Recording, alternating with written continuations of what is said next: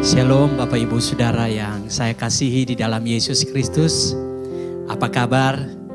Saya percaya bahwa kita semua dalam keadaan yang baik. Dan saat ini kita akan merenungkan firman Tuhan. Kita akan bersama-sama menikmati kebenaran firman Tuhan. Untuk itu saya ajak kita semua berdoa. Kita berdoa. Bapa, kami mengucap syukur di minggu yang pertama di bulan Juni. Tuhan boleh membawa kami menikmati kebaikan Tuhan di bulan ini.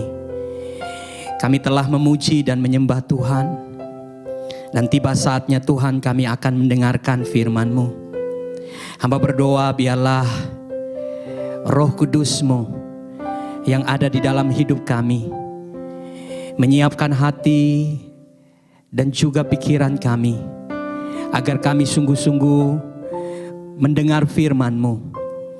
Dan kami boleh diberkati oleh firman-Mu. Hamba berdoa biarlah apa yang kami nikmati hari ini bukan hanya sebatas kami mendengar, tetapi kami boleh dikuatkan. Dan terlebih dari itu kami menjadi pelaku-pelaku firman-Mu. Di dalam nama Yesus, Tuhan dan Juru Selamat kami telah siap mendengar firman-Mu. Haleluya. Amin.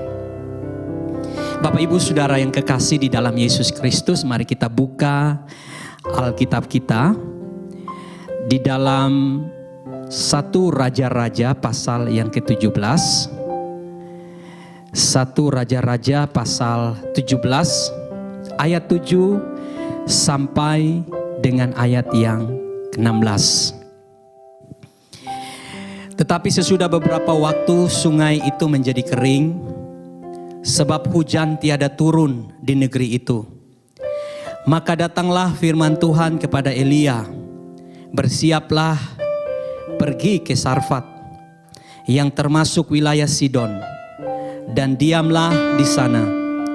Ketahuilah aku telah memerintahkan seorang janda untuk memberi engkau makan. Sesudah itu ia bersiap, lalu pergi ke Sarfat. Setelah ia sampai ke pintu gerbang kota itu, tampaklah di sana seorang janda sedang mengumpulkan kayu api. Ia berseru kepada perempuan itu, katanya, "Cobalah ambil bagiku sedikit air dalam kendi supaya aku minum." Ketika perempuan itu pergi mengambilnya, ia berseru lagi, "Cobalah ambil juga bagiku sepotong roti." Perempuan itu menjawab, "Demi Tuhan Allahmu yang hidup, sesungguhnya tidak ada roti padaku sedikit pun, kecuali segenggam tepung dalam tempayan dan sedikit minyak dalam buli-buli. Dan sekarang aku sedang mengumpulkan 2-3 potong kayu api. Kemudian aku mau pulang dan mengolahnya bagiku dan bagi anak-anakku. Dan setelah kami memakannya, kami akan mati." Tetapi Elia berkata kepadanya, "Jangan takut. Pulanglah, buatlah seperti yang kukatakan. Tetapi buatlah lebih dahulu bagiku sepotong roti bundar kecil daripadanya, dan bawalah kepadaku. Kemudian barulah kau buat bagimu dan bagi anakmu. Sebab beginilah firman Tuhan Allah Israel, tepung dalam tempayan itu tidak akan habis, dan minyak dalam buli-buli itu pun tidak akan berkurang, sampai pada waktu Tuhan memberi hujan ke atas muka bumi." Lalu pergilah perempuan itu dan berbuat seperti yang dikatakan Elia. Maka perempuan itu dan dia serta anak perempuan itu mendapat makan beberapa waktu lamanya. Tepung dalam tempayan itu tidak habis, dan minyak dalam buli-buli itu tidak berkurang, seperti firman Tuhan yang diucapkannya dengan perantaraan Elia. Bapak Ibu Saudara yang kekasih, tema kita hari ini adalah pemeliharaan Tuhan. Sekali lagi, tema kita hari ini adalah pemeliharaan Tuhan. Saya sangat percaya kalau kita masih ada sampai hari ini. Secara khusus kita sudah masuk di bulan Juni. Dan ini adalah minggu pertama. Saya begitu yakin bahwa Tuhan memelihara hidup kita. Di tengah-tengah situasi yang sukar sulit ini, Tuhan masih ada. Dan keberadaan Tuhan di dalam hidup kita menjamin ketersediaan kebutuhan kita. Dan saya percaya bahwa setiap jemaat mengalami pertolongan dan penyertaan Tuhan. Dan saya percaya bahwa jemaat Tuhan di dalam menghadapi situasi yang sulit ini tidak sendiri. Ada Tuhan yang selalu menguatkan. Bapak Ibu Saudara yang kekasih di dalam Yesus Kristus, kisah Elia dan janda di Sarfat menggambarkan tentang pemeliharaan Tuhan yang begitu luar biasa. Pada waktu itu hujan tidak turun di bangsa Israel. Kelaparan, kekeringan, penderitaan melanda orang Israel pada waktu itu. Dan saudara, bukan saja rakyat biasa, tetapi Nabi Elia juga mengalami masa-masa yang sukar itu. Ketika Nabi Elia mengalami masa yang sulit, Tuhan memerintahkan dia untuk datang ke sungai Kerit supaya ia dapat minum air dari sana. Dan Tuhan memerintahkan burung gagak untuk membawa roti dan daging, baik pada waktu pagi maupun petang. Tetapi kemudian kita mendapati di dalam ayat yang ke-7 di situ dikatakan, tetapi sesudah beberapa waktu sungai itu menjadi kering, sebab hujan tiada turun di negeri itu. Ternyata saudara, sungai Kerit pun menjadi kering.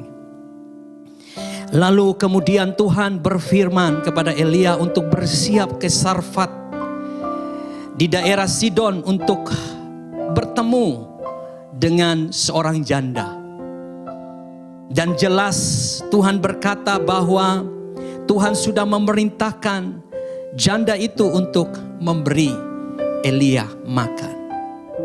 Saudaraku yang kekasih di dalam Yesus Kristus, Elia mengalami pemeliharaan Tuhan yang luar biasa. Ketika sungai itu kering, Tuhan membawa dia untuk berjumpa dengan seorang janda. Dan Tuhan sudah memerintahkan janda itu untuk memberi makan kepada Elia. Saudara, sebagai seorang nabi, Elia pasti bertanya, apakah Tuhan tidak salah memerintahkan dia untuk datang kepada janda itu? Bukankah janda itu adalah orang biasa yang tidak punya apa-apa? Kalau kita membaca di dalam cerita ini, ternyata janda itu hanya punya segenggam tepung dan sedikit minyak di dalam buli-buli. Saudara, ketika Nabi Elia berhadapan dengan perintah Tuhan, mungkin dia bertanya, Tuhan, tidak ada orang yang lebih baik daripada seorang janda ini? Bukankah Tuhan bisa membawa saya kepada orang yang lebih kaya daripada janda ini? Nah saudara, hari ini kita belajar bersama-sama bagaimana kita mengalami pemeliharaan Tuhan di dalam situasi yang sulit. Saya mau berkata kepada kita hari ini saudara, bahwa Tuhan itu tidak pernah meninggalkan kita. Dia ada di dalam situasi ketika kita senang, ketika kita bahagia, ketika kita kelimpahan. Dan dalam situasi yang sulit, situasi yang berat, situasi yang penuh pergumulan, Tuhan juga ada di sana. Ketika sungai itu kering, firman Tuhan datang kepada Elia. Itu berarti bahwa Tuhan masih memelihara Elia. Tetapi bagaimana Elia mengalami pemeliharaan Tuhan selanjutnya? Nah, Dan hal ini yang kita pelajari bersama-sama, yaitu Elia harus berani untuk taat kepada Tuhan. Saudaraku yang kekasih, perintah Tuhan jelas, pergilah ke Sidon, berjumpa dengan seorang janda, dan engkau akan dapat makan di sana.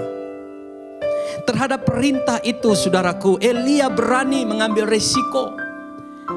Dia taat kepada perintah Tuhan dan dia datang kepada janda itu. Sekalipun sebagai manusia biasa mungkin Elia bertanya, Tuhan, mana mungkin Tuhan seorang janda bisa memberi saya makan? Apakah tidak salah Tuhan perintah ini? Tetapi kepada perintah Tuhan, Elia memilih untuk taat. Dia taat mengikuti pimpinan Tuhan. Dia taat mengikuti tuntunan Tuhan. Sekalipun perintah itu tidak masuk akal. Bukankah dia lebih baik berada di sungai Kerit, dan dia hanya duduk di sana dan makan roti dan daging dari burung gagak? Bukankah itu lebih nyaman buat dia? Tetapi saudaraku yang kekasih, Elia memilih untuk taat. Dan saudara, mari kita belajar dari seorang janda ini juga. Saudara, janda ini punya seorang anak dan situasi hidup mereka begitu berat. Ketika Elia datang meminta janda ini untuk membuatkan dia roti, walaupun roti itu dalam potongan yang kecil, tetapi janda itu berkata, demi Tuhan Allahmu yang hidup, sesungguhnya tidak ada roti padaku sedikit pun kecuali segenggam tepung dalam tempayan dan sedikit minyak dalam buli-buli. Dan sekarang aku sedang mengumpulkan 2-3 potong kayu api. Kemudian aku mau pulang dan mengolahnya bagiku dan bagi anakku. Dan setelah kami memakannya, maka kami akan mati. Saudara, situasi janda ini pun sama dengan Elia. Sama-sama sulit.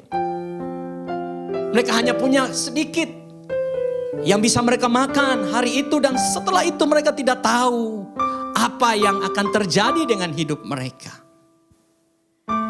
Tetapi janda ini diperhadapkan dengan perintah Nabi Tuhan. Perintah Nabi Tuhan adalah, cobalah ambil juga bagiku sepotong roti. Artinya, seperti Tuhan perintahkan Elia dan Elia taat, janda ini berhadapan dengan sebuah perintah Tuhan yang datang melalui Nabi Elia untuk memberi kepada Nabi Elia makan.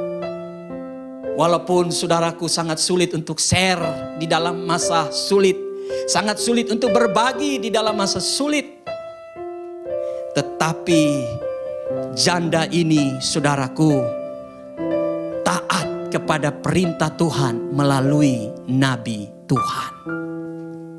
Elia berkata, jangan takut, pulanglah, buatlah seperti yang kau katakan, dan buatlah lebih dahulu bagiku sepotong roti bundar kecil daripadanya, dan bawalah kepadaku, kemudian barulah kau buat bagimu dan bagi anakmu. Saudara, janda ini mengambil keputusan dengan berani untuk taat kepada Tuhan. Bukan saja taat kepada perintah Tuhan, tetapi dia taat untuk berbagi kepada Nabi Tuhan ketika dalam situasi yang sulit. Dan saudara, Nabi Elia dan janda ini beserta anak perempuannya, kita membaca pada akhirnya kita menemukan bahwa tepung dalam tempayan itu tidak pernah habis. Minyak dalam buli-buli itu tidak pernah berkurang. Ayat 16 berkata, tepung dalam tempayan itu tidak habis dan minyak dalam buli-buli itu tidak berkurang, seperti yang diucapkannya dengan perantaraan Elia. Seperti firman Tuhan yang diucapkannya. Saudara, mari kita mulai bulan ini dengan taat. Mari kita mengambil tindakan dengan penuh keberanian untuk taat apapun konsekuensinya. Kita taat kepada pimpinan Tuhan, kita taat kepada tuntunan Tuhan. Dan kita taat untuk saling berbagi, saling memberi di dalam situasi yang sulit ini. Seperti pemeliharaan Tuhan terhadap Elia dan janda di Sarfat ini. Di mana mereka melihat bahwa tempayan, tepung dalam tempayan itu tidak berkurang. Dan minyak dalam buli-buli itu tidak habis. Saudara, mereka dapat menikmati berkat Tuhan, pemeliharaan Tuhan dalam situasi yang sulit.